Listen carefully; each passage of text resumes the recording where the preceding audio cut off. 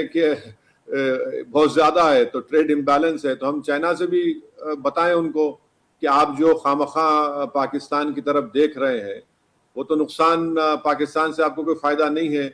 तो हम चाइना से भी कहें, उन पे इम्प्रेस करें कि वो रोके पाकिस्तान से टेररिज्म जो आ रहा है, और जो वांटेड टेररिस्ट है उसको भारत के हवाले करें, ताकि हमारे कोर्ट्स ड्यू प्रोसेस को फॉलो कर कर उनको सजा दे सकें। और ये बात हमने कही। और चौथी बात हमने ये कहा कि जो कश्मीर में जो एक पाकिस्तान के खिलाफ एक ऑर्गेनिक प्रोटेस्ट और कंडेमनेशन है, ये एक हिस्टोरिक तारीखी मौका है कि हम इसका फायदा उठाएं। यकीनन पाकिस्तान से हमको कन्फ्रंटेशन करना है, मगर कश्मीरियों को और अडॉप्ट करने की हमको ज़रूरत है।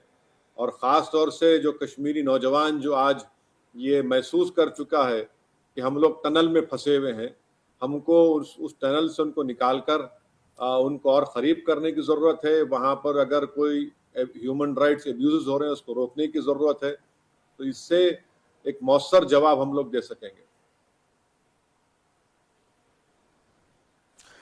ओवैसी साहब, ऑपरेशन सिंदूर को जो अंजाम दिया भारत ने, हमारी फौज ने, उससे कुछ दिन पहले आपने एक बात कही थी और उसकी गूंज पूरे देश में सुनाई दी थी। आपने कहा कि अब वो वक्त नहीं कि घर में घुसकर मारेंगे। घर में घुस के तो हमने मारा है, उड़ी के बाद भी, पुलवामा के बाद भी। अब घर में घुसकर हम कब्जा भी करेंगे। जब आतंकी ठिकानों को हम नेस्त नाबूद करते हैं, मसूद अजहर कहता है अरे मैं भी मर जाता जब उसके घर के 10 लोग मर गए इस आतंकी हमले में। तो क्या दरअसल जब शिकंजा, वो गर्दन पर हमारा शिकंजा कस रहा है आतंकवाद की, this is not the time to let go, अब फुल एंड फाइनल होना चाहिए। आप जिस आदमी का नाम लिए इतना बुज़दिल है कि अपने खत में अपना नाम नहीं लिख सकता वो। अरे तुम नाम लिखते ना अपना, तुम उस खत में क्या लिखा? खादिम सलाम अलैकुम। आपने खत का खत्म किया, बोले खादिम सलाम अलैकुम।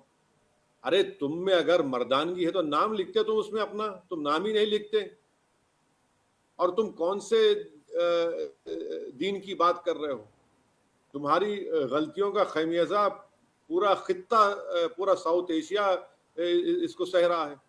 और तुम्हारी गलत हरकतों से, तुम्हारी टेररिज्म की वजह से दोनों ममालिक में खून की होली खेली जा रही है। तुम ही तुम्हें जिम्मेदार हो। तुमने क्या नहीं किया? तुमने जैश ए मोहम्मद ने पार्लियामेंट पे अटैक हुआ, आप मुलविस उसमें, कितने टेररिस्ट अटैक्स उन्होंने करवाए। तो ये तो बुज़दिल लोग हैं जो खत में भी अपना नाम नहीं लिख सकते। और तुम्हारा भी वक्त आएगा, तुम भी जाओगे, हम भी जाओगे, सब जाओगे, मगर तुम जाएंगे कैसा? और तुम्हारे जाने से किसी को कोई नहीं रोएगा। फारसी के कहावत के खस्तम खाक जहां, वो होने वाला है।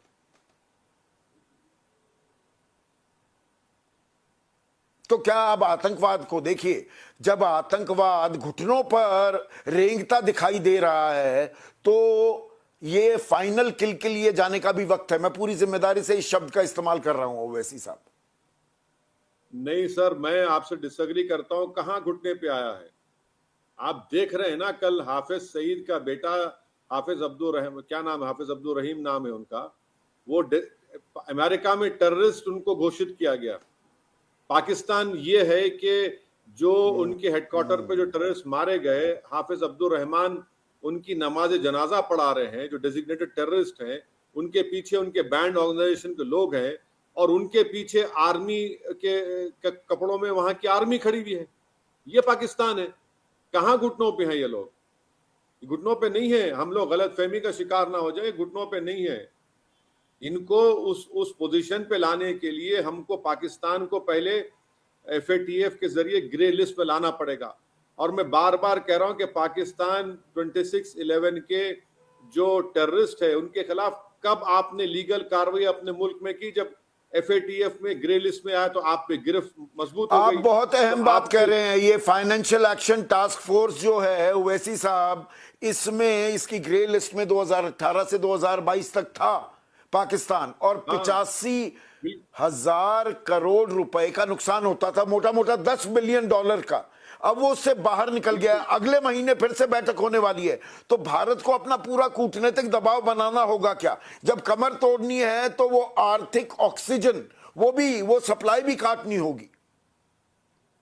देखिए, हर एतबार से हमको ऐसे मुल्क के एस्टेब्लिशमेंट को जो अपने देश के गरीबों के लिए कुछ नहीं कर रहे हैं, सिर्फ अपनी हेट्रेड की बुनियाद पर एक मुल्क से आप कर रहे हैं, तो ठीक है, जो ये होगा फिर FATF होना चाहिए। इंडस वाटर की ट्रीटी अबेयंस में पड़ चुकी है, ठीक है, डैम बनने के लिए 8-10 साल लगेंगे, मगर पानी छोड़ने का इख्तियार तो हमारा होगा।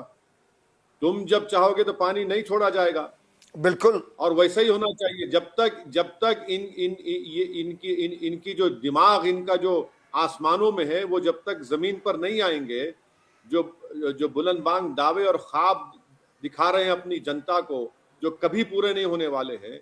और कोई भी देश अपनी सालिमियत को, अपनी इंटेग्रिटी को कैसे कॉम्प्रोमाइज करेगा, बताइए। सवाल यहाँ पर इख्तिदार में कौन प्राइम मिनिस्टर है, कौन वजीर आजम है, कौन फला है, वो नहीं है। देश के आप बार बार आप ये हरकतें कर रहे हैं, बार बार आप खून बहा रहे हैं। और आप देखिए, ये आसिम मुनीर ने टू नेशन थियरी कहा। संदीप साहब, पूंछ में जो 4 मासूम बच्चे मरे गए, वो मुसलमान है ना, तो जब टू नेशन तुम्हारी खत्म हो गया, तुम्हारा भूल गए तुम उसको। ये इनको ना मुसलमानों से मतलब है, ना सिखों से मतलब है, ना हिंदुओं से मतलब है। इनका बुनियादी पाकिस्तान का जो डीप स्टेट है, उनका एक ही मकसद है कि कैसे भारत को कमजोर किया जाए। और अल्हम्दुलिल्लाह, इंशाल्लाह भारत कभी कमजोर नहीं होगा। वो गलत फहमी अगर उनके दिमागों में है कि भारत नहीं, ये इनका जो खेल है, जो इनकी ये कारगुजारी है, ब्लीडिंग इंडिया बाय 1000 कट्स, और ये टू नेशन थियरी की बात करने लगते हैं। 15 अप्रैल को भी की थी इस मुल्ला मुनीर ने, असदुद्दीन ओवैसी साहब, लेकिन ये खुद भूल गए कि पाकिस्तान के 2 टुकड़े हुए। वो कैसे हो गए? अगर विचारधारा एक थी, सोच एक थी, खान पान एक था, सब कुछ एक था, 2 हिस्सों में कैसे बट गया? पर उससे भी बड़ी बात क्या ये है जो आपने कश्मीरी युवा कश्मीरी, एक मिनट जी प्लीज। देखिए, दो टुकड़ों की बीज किसने बोई थी? 2 टुकड़ों की बीज कायदे आजम मोहम्मद अली जिन्ना ने बोई थी। जिन्ना साहब जब ढाका गए थे, तो उस वक्त वहां के स्टूडेंट लीडर्स ने जिन्ना साहब को जाके कहा कि आप उर्दू को फोर्स मत करिए ढाका में, ईस्ट पाकिस्तान में हम उर्दू नहीं, हम बंगाली जबान बोलते हैं। तो जिन्ना साहब ने अपने विक्टोरियन इंग्लिश लैंग्वेज में कह दिया, nothing doing, Urdu will be used. और उसका नतीजा क्या हुआ? नतीजा देख लिया आपने। उसके बाद क्या हुआ 30 साल के अंदर? तो पाकिस्तान, देखिए, 2 ममालिक ऐसे हैं जिनकी बुनियाद रिलीजन पर रखी गई, और दोनों भी फेल्ड स्टेट्स हैं। ह्यूमन राइट अब्यूजेस अपने ही लोगों से करते हैं, चाहे वो इजराइल और पाकिस्तान है। तो पाकिस्तान हो, इजराइल हो, ये प्लुरलिज्म को, डाइवर्सिटी को ये मानते नहीं है। ये कहते हैं कि वन साइज फिट्स ऑल। वो नहीं फिट होता है। तो फिर बलूची क्यों परेशान है आज? क्यों पठान वहां पर परेशान है? अरे, तुमने अपने ही प्राइम मिनिस्टर को जेल में डाल दिया और तुम बात करते हो डेमोक्रेसी की हमसे।